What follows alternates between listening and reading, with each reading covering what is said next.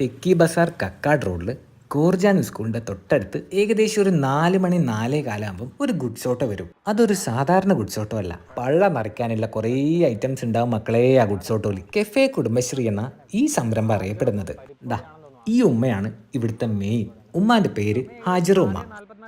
സമയം ഏകദേശം ഒരു 4:15 ആയിട്ടേ ഉള്ളൂ. ഓട്ടോ എത്തിയിട്ട് ഒരു 5 മിനിറ്റേ ആയുള്ളൂ. കണ്ട അപ്പോഴേക്കും ആള് കൂടി.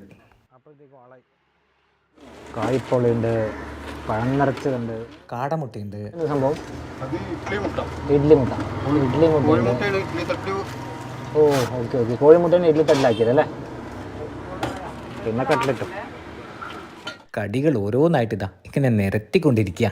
ഇത് ബീഫ് കൽമാസ് ആണേ. ഒരു വാഴയിലയിൽ കുറച്ച് ഇടാം. വാഴയിലുണ്ടാവും ഇലയിൽ കുറച്ച് ഓരോന്ന് വെച്ചിട്ട് പരിപ്പുവടയൊക്കെ ഇവിടെ നിന്ന് ആക്കുക. പരിപ്പുവട, ബോണ്ട, പഴംപൊരി ഇവിടെ നിന്നാക്കും. ബാക്കിയൊക്കെ വീട്ടിൽ നിന്ന് ആക്കിയിട്ട് കൊണ്ടുവരും അല്ലേ. പരിപ്പുവട കൈകൊണ്ട് ഇങ്ങനെ പരത്തി പരത്തി ചൂടെണ്ണയിൽ ഇട്ടുകൊണ്ടിരിക്കണത് കണ്ടാ. അതിൻ്റെ ഇടയിൽ എൻ്റെ കൈ ഒന്ന് ചെറുതായിട്ട് പൊള്ളിയേ. പരിപ്പുവട പൊരിഞ്ഞു വരുന്നത് ക്ലോസപ്പ് എടുക്കാൻ നോക്കിയപ്പോഴാണ് കൈ പൊള്ളിയത്. അപ്പം എല്ലാ ഐറ്റവും ഓരോന്ന് പറഞ്ഞിട്ടുണ്ട്. പിന്നെ ഒരു കട്ടനും. സ്പെഷ്യൽ എന്താ ശരിക്കും ഇവിടുത്തെ? അതെപ്പോഴാ? ആ ചില്ലിൻകൂട്ടിലെ സ്പെഷ്യൽ കടികളല്ല സാറേ ഇവിടുത്തെ മെയിൻ. അതിനേക്കാളും സ്പെഷ്യലായിട്ടുള്ള വേറെയും കുറേ ഐറ്റംസ് ഉണ്ട് ഇവിടെ. കപ്പ ബിരിയാണി ഉണ്ട്, പുട്ട് ബിരിയാണി ഉണ്ട്, നെയ്പ്പത്തിൽ ബീഫ് ചിക്കൻ മിക്സ് ഉണ്ട്. അങ്ങനെ കുറേ ഐറ്റംസ് ഉണ്ട്. നമ്മളെ കട്ടനെത്തി. ഓരോ കടി വീതം ഒരു പ്ലേറ്റിലിട്ടിട്ട് എടുക്കാൻ പറഞ്ഞിട്ട് അതെത്തിയില്ലല്ലോ. അതും എത്തി. എത്തുന്നറിയാം, എന്നാലും വരുന്നത് വരെ ഒരു ടെൻഷനാണ് അല്ലേ. ഇവിടുത്തെ എല്ലാ കടികളും ഉണ്ട്. അല്ല, നേരത്തെ പരിപ്പടി ആക്കുന്നുണ്ടല്ലോ, അതില്ലല്ലോ ഇതിൻ്റെ അകത്ത്. അതിപ്പോൾ എത്തും, ഒന്നാവട്ടെ. പിന്നെ പഴംപൊരിയും ബോണ്ടിയും കൂടിയുണ്ട് ഇവിടെ. അത് ഞാൻ കഴിക്കണില്ല. ഇത് കിളിക്കൂട്. ഇത് കഴിച്ചിട്ടാണ് ഞാൻ തുടങ്ങിയത്. ചിക്കനാണ് ഇതിലെ ഫില്ലിങ്. ചിക്കനും സവാളയാണ് മെയിൻ. എനിക്ക് നന്നായിട്ട് ഇഷ്ടപ്പെട്ടു. ആകെ ഒരു കുഴപ്പമേ തോന്നിയുള്ളൂ, ഇത് വീട്ടിൽ നിന്ന് ആക്കിയിട്ട് കൊണ്ടുവരുന്നത് കൊണ്ട് തന്നെ ചൂട് തീരെയില്ലായിരുന്നു. ഇത് പഴം നിറച്ചത്, ഒരു വലിയ നേന്ത്രപ്പഴം നെയ്യിലിട്ട് വാട്ടിയിട്ട് എന്നിട്ട് അതൊന്ന് കീറിയിട്ട് അതിൻ്റെ ഒത്ത നടുവിൽ നല്ല തേങ്ങാപ്പണ്ട നിറച്ചു കൊടുക്കും. അടിപൊളി. ചൂടില്ലാന്നുള്ള കംപ്ലൈൻറ്റ് ഇനി വേണ്ട. നല്ല തിളക്കണ എണ്ണയിൽ കിടന്ന് നീരാടിയിട്ട് ഇപ്പിങ് വന്നേ ഉള്ളൂ ഈ പരിപ്പുവട. ചൂടോടെ വെച്ചു.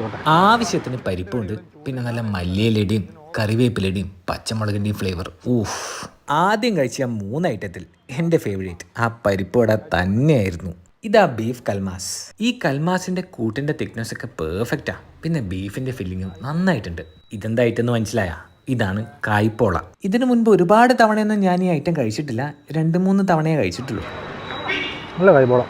നല്ല കായ്പോളയുണ്ട്. ഇനി next item cutlet. Chicken cutlet. സവാളയും ഉരുളക്കിഴങ്ങൊക്കെ വന്ന ഫില്ലിംഗ് എനിക്ക് നന്നായിട്ട് ഇഷ്ടപ്പെട്ടു. പക്ഷെ അത് ചിക്കൻ കട്ട്ലേറ്റ് ആയിരുന്നു. നിർഭാഗ്യവശാൽ എനിക്ക് ചിക്കൻ കിട്ടിയില്ല. ഇത് കാടമുട്ടയുടെ പുറത്ത് വന്ന ആ മസാല നല്ല ടേസ്റ്റി ആയിരുന്നു. ഇത് ഇഡ്ലിമുട്ട. ഇഡ്ലി തട്ടിൽ മുട്ട ഒഴിച്ചുണ്ടാക്കുന്നതാണ് ഇഡ്ലിമുട്ട. എന്നിട്ട് അതിൻ്റെ മേലെ മുളകിൻ്റെ ഒരു മസാലയും. ഇത് ചിക്കൻ ഉണ്ടപ്പുട്ട്. ഫില്ലിങ്ങിനെ കുറ്റം പറയാൻ മാത്രമൊന്നുമില്ല, നല്ല ടേസ്റ്റി ആയിരുന്നു. പക്ഷേ ക്വാണ്ടിറ്റി തീരില്ലായിരുന്നു. ഇവിടുന്ന് ഇതുവരെ കഴിച്ചതിൽ വെച്ച് എൻ്റെ ഫേവറേറ്റ് ആ പരിപ്പുവട തന്നെയായിരുന്നു. ചില്ലും കൂട്ടിലെ കടികളെല്ലാം കഴിച്ച സ്ഥിതിക്ക് ഇതും കൂടി ട്രൈ ചെയ്തേക്കാം. നല്ല ബീഫ് കറി ഒരു കടായിലോട്ട് ഒഴിച്ചിട്ട് അതിലോട്ട് ഒരു 2 കഷ്ണം പുട്ട് ഇങ്ങനെ പൊടിച്ച് ചേർക്കും. ഇനി അതൊരു മീഡിയം ഫ്ലെയിമിൽ വെച്ച് എന്നിട്ടൊരു കയ്യിൽ ഉപയോഗിച്ചിട്ട് നന്നായിട്ട് അങ്ങോട്ട് മിക്സ് ചെയ്യും. പരിപാടി ഏകദേശം കഴിഞ്ഞു കേട്ടോ. അവസാനം അതൊരു പ്ലേറ്റിലോട്ട് തട്ടും. എന്നിട്ട് മേലെ കുറച്ച് സവാളയൊക്കെ ഇട്ടിട്ട് നമ്മുടെ കൈകളിലോട്ട് ഏൽപ്പിക്കും. പിന്നെ നമ്മുടെ ജോലിയാണ്. ആ സ്പൂൺ ഉപയോഗിച്ച് പുട്ടും ബീഫും സവാളയും ഒന്ന് മിക്സ് ചെയ്തിട്ട് കോരി ഇങ്ങോട്ട് എടുക്കുക. എന്നിട്ട് നല്ല സൂപ്പർ ടെൻഡർ ബീഫ് വരുന്നു. പിന്നെ ആ ഗ്രേവിയും അടിപൊളി. ഒരു കാര്യം എനിക്ക് ഭയങ്കരമായിട്ട് ഇഷ്ടപ്പെട്ടു. ബീഫിൽ എല്ലിൻ്റെ ഒരു പൊടി പോലും ഉണ്ടായിരുന്നില്ല. പിന്നെ നല്ല ക്വാളിറ്റിയുള്ള പീസുമായിരുന്നു. വേറെ എന്താപ്പാ, ഒന്നുമില്ലല്ലോ. അപ്പം ശരി.